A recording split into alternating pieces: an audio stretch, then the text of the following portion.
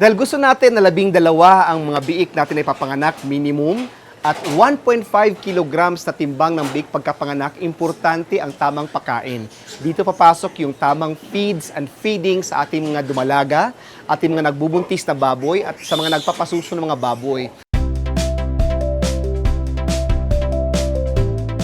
At dito ang promise natin na mas maraming biik, mas malakas magata sa ating Super Inahin 1 at sa ating Super Inahin 2. Ang Super Inahin 1 ay gestating feeds, pinapakain sa mga baboy natin mula dumalaga pa lamang. Kung kayo nagde-develop ng mga baboy na gagawing dumalaga, hindi bababa sa 2.5 to 3 kilograms ang pinapakain natin para makuha natin yung tamang body score ng isang magandang gawing dumalaga.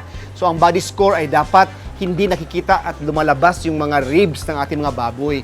Hindi rin masyadong mataba na natatakpan na pati yung dulong ribs. Kaya importante, sa tamang body score, makukuha natin ang tamang paglalandi at tamang dami ng biik na kanyang ibubuntis.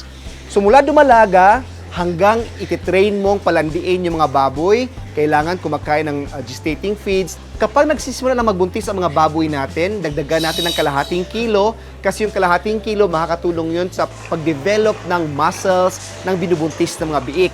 So nasa 3 kilos tayo hanggang 3.5 hanggang 90 days to 100 days ng pagbubuntis. Dito yung katapusan ng ating Super Inahin 1 gestating feeds. Kapag tama ang dami ng kinakain at hindi kulang, sigurado tayo na ang timbang ng mga biik bago ipanganak ay walang mga bansot kasi nakukuha natin yung tamang dami ng kinakain para masuportaan yung paglaki ng mga biik habang sila'y binubuntis. Ito ngayon ang critical dito. Yung huling 2 linggo ng pagbubuntis ng baboy, ito yung panahon na ang bilis ng paglaki ng kanyang mga fetus.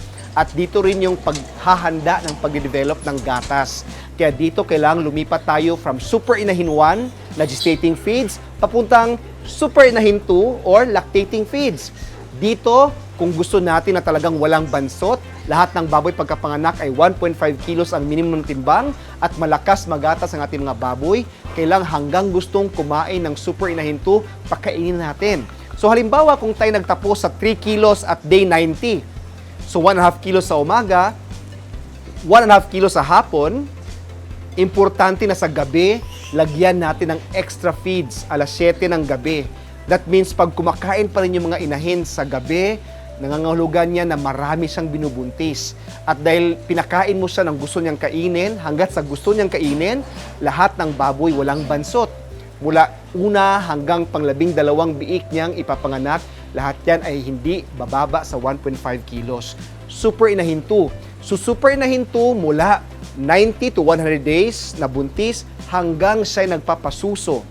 Kasi ang mga baboy, ang inahin, depende sa dami ng biik ay gustong kumain. So wag mo ring pigilang pagpapakain ng Super Inahin 2 pag siya'y nagpapagatas para lahat ng mga biik niya ay makakain ng maraming gatas at siya din madaling bumalik paglalandi kasi hindi mo siya kinuripot. So yan yung tamang papakain natin para malakas ang gatas, mas maraming biik sa ating Super Inahin breeder feeds.